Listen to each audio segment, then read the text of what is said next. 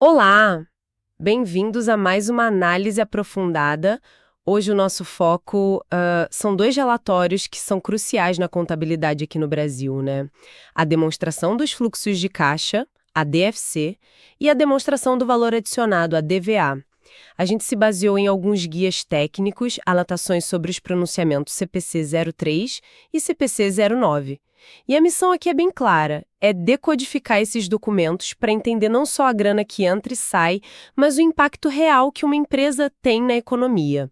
Vamos ver a história que os números contam, aquela que vai além do simples lucro ou prejuízo. Ok, vamos destrinchar isso. É isso aí. E essa distinção que você fez é o ponto de partida de tudo, na verdade. Muita gente olha a demonstração de resultados, a famosa DRE, vê um lucro gigante e pensa, nossa, essa empresa está voando. Só que a DRE funciona pelo regime de competência. Ela registra uma venda mesmo que o dinheiro só vai entrar, sei lá, daqui a 60 dias. A DFC é o teste de realidade. Ela mostra o dinheiro que de fato entrou e saiu do cofre. É o caixa. Uma empresa pode ter um lucro contábil espetacular e, ao mesmo tempo, quebrar por não ter dinheiro para pagar os salários no fim do mês. É o famoso ganhou, mas não levou. E a DVA, pelo que eu entendi, ela vai para um outro lado. Uma visão mais panorâmica, quase social, de como a riqueza que a empresa gera é fatiada, certo? Exatamente. Mas vamos por partes. A DFC é a sobrevivência, é o oxigênio. Sem caixa, o jogo acaba. Certo. Então vamos começar por ela, pela demonstração dos fluxos de caixa. O material até usa uma analogia que eu gostei bastante. Diz que é como olhar o extrato bancário detalhado da empresa. De onde veio cada centavo e para onde foi. É a melhor analogia possível. E para organizar essa bagunça toda de entradas e saídas, a contabilidade criou uma estrutura assim genial. Toda essa movimentação de dinheiro é separada em três grandes atividades, ou três gavetas, digamos.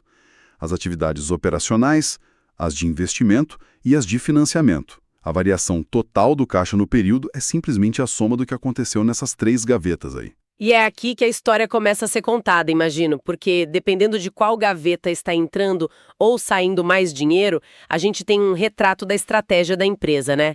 Vamos passar por cada uma. A operacional deve ser o básico, o dia a dia. Isso é o coração do negócio.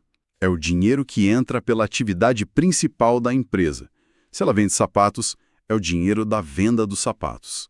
E claro, também o dinheiro que sai para fazer essa operação girar. Pagar o fornecedor de couro, o aluguel da fábrica, os salários, os impostos. Se essa gaveta está consistentemente negativa, é um péssimo sinal. Significa que a operação principal queima mais dinheiro do que gera. Ok, faz todo sentido. A segunda gaveta, atividades de investimento. O nome já é bem sugestivo, né? Imagino que aqui entra o dinheiro usado para crescer, para pensar no futuro. Exatamente. Compra de máquinas, construção de uma nova fábrica, aquisição de outra empresa, tudo que for ativo de longo prazo. É o dinheiro que a empresa está, plantando hoje para colher amanhã. E claro, a venda desses ativos também entra aqui, mas aí como uma entrada de caixa. E por último, a gaveta do financiamento. Se a empresa precisa de dinheiro, seja para a operação ou para os investimentos, é daqui que ele vem, certo? Perfeito. Aqui a gente vê como a empresa se capitaliza. Pegou um empréstimo no banco, é uma entrada de caixa no financiamento. Lançou novas ações no mercado e captou dinheiro de investidores. Entra aqui também. E o caminho inverso também vale, né? Pagou uma parcela do principal do empréstimo, é uma saída. Pagou dividendos para os acionistas, saída de caixa por financiamento. Então, a combinação desses três fluxos é que conta a história. Por exemplo, se eu pego um relatório e vejo uma empresa com fluxo operacional positivo, fluxo de investimento negativo e fluxo de financiamento também negativo. O que isso me diz? Olha, esse é o retrato clássico de uma empresa saudável, madura, líder de mercado. Pense numa grande empresa de bens de consumo. Ela gera muito caixa com sua operação principal. Operacional positivo. Isso. Ela usa parte desse caixa para se modernizar e expandir. Investimento negativo, porque está comprando coisas. Exato. E ainda sobra dinheiro para pagar as dívidas ou remunerar os acionistas com dividendos. Que é o financiamento negativo. É o cenário dos sonhos, então. É o cenário ideal. E o contrário, digamos uma empresa com fluxo operacional negativo, investimento bem negativo também, mais um fluxo de financiamento lá em cima, super positivo. Ah, essa é a cara de uma startup. Ou de uma empresa em fase de altíssimo crescimento. A operação dela ainda não se paga. Ela está queimando caixa para conquistar mercado. Então o operacional é negativo. Ela está investindo pesado em tecnologia e em estrutura para crescer rápido. Investimento negativo. E como ela banca tudo isso? Com rodadas de investimento e empréstimos. Financiamento super positivo. Não é ruim, entende? Mas é um perfil de risco totalmente diferente. Peraí, se o método indireto parte do lucro e depois faz um monte de ajustes, por que não usar o método direto que parece mais direto?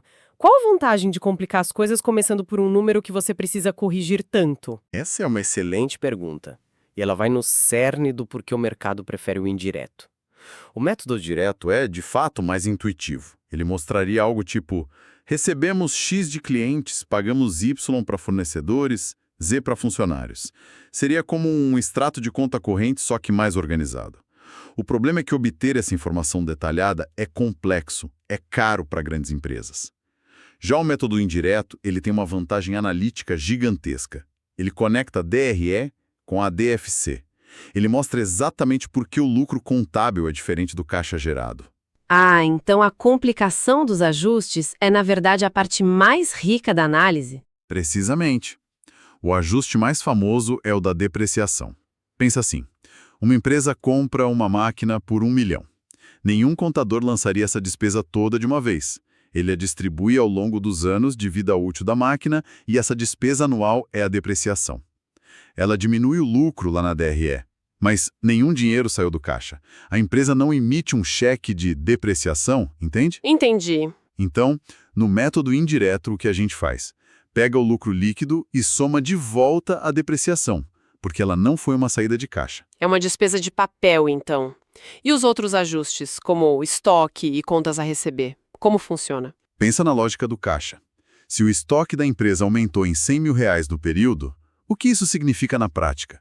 Significa que a empresa usou R$100 mil do seu caixa para comprar ou produzir coisas que ficaram paradas na prateleira. Ainda não viraram venda. Ah, claro.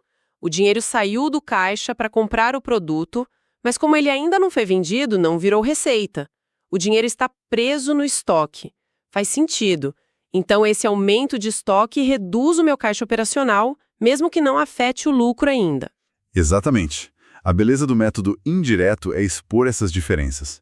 Ele revela a capacidade real da empresa de converter lucro em dinheiro. E no fim do dia, é o dinheiro que paga as contas. Entendi. A DFC é o raio-x da sobrevivência da empresa, o sangue que corre nas veias. É sobre a sustentabilidade do negócio no curto prazo. Mas e sobre o impacto dela no mundo lá fora? Toda essa movimentação de dinheiro cria algum valor real para a sociedade? Imagino que seja aí que a DVA entra na conversa, né? É a transição perfeita. Se a DFC é o micro, a DVA é o macro. É um relatório que o Brasil tornou obrigatório para companhias abertas e que mostra de forma transparente quanta riqueza uma empresa gerou em um período. E, o mais importante, como essa riqueza foi distribuída. O material diz que ela mostra a contribuição da empresa para o PIB. Então é como se cada empresa publicasse um mini relatório do PIB dela. E se a gente somasse todas as DVAs das empresas do país, teríamos uma boa ideia do PIB total. Em tese, sim.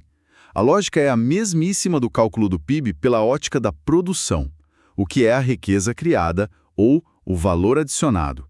De forma bem simples, é o valor das vendas da empresa menos tudo que ela comprou de outras empresas para produzir aquilo.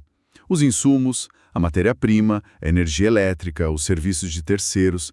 A riqueza é o que a empresa adicionou com seu próprio esforço, com seu trabalho e seu capital. E essa riqueza, depois de criada, precisa ir para algum lugar.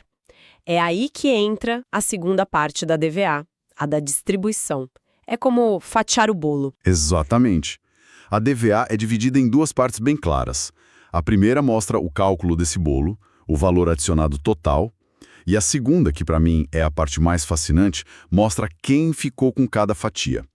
E os beneficiários são todos aqueles que ajudaram a criar essa riqueza. E quem são os donos das fatias, então? O relatório lista numa ordem bem específica. A primeira fatia vai para o pessoal, salários, benefícios, FGTS, tudo que remunera o trabalho. A segunda fatia, que geralmente é bem grande, vai para o governo, na forma de impostos, taxas e contribuições, federais, estaduais, municipais. A terceira fatia remunera o capital de terceiros, ou seja, os juros pagos aos bancos pelos empréstimos, os aluguéis pagos. E a última fatia, o que sobra, é a remuneração do capital próprio. Paga aos acionistas como dividendos e outra parte que a empresa retém para reinvestir, os lucros retidos.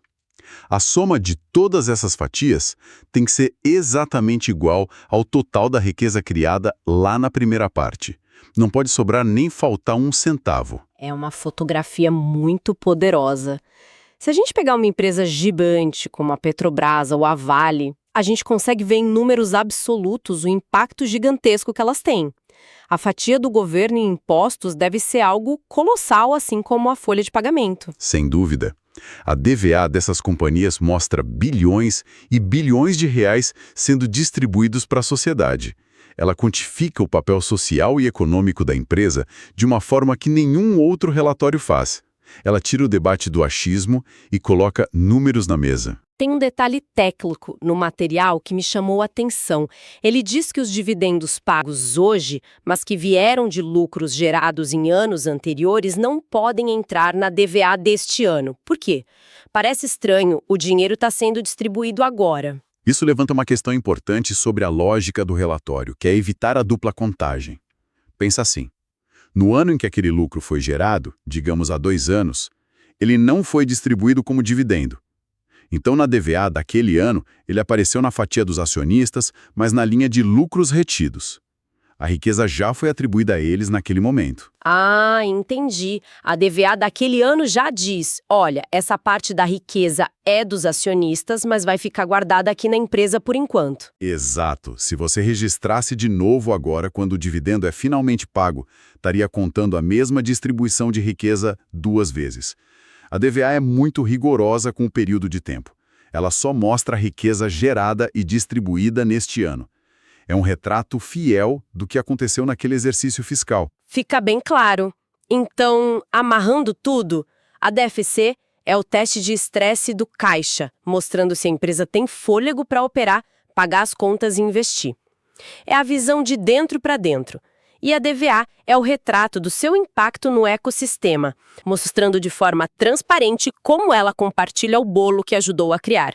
É a visão de dentro para fora. Síntese perfeita. São 2 lentes de aumento poderosíssimas. Olhar só o lucro na DRE é como ver uma foto em preto e branco, sabe? Quando você adiciona a análise da DFC e da DVA, a imagem se torna colorida, tridimensional.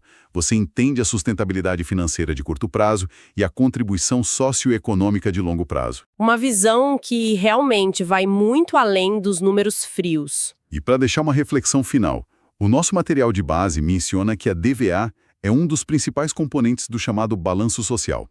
Isso me leva a uma provocação para quem nos ouve. Hoje, só as companhias abertas são obrigadas a publicar a DVA.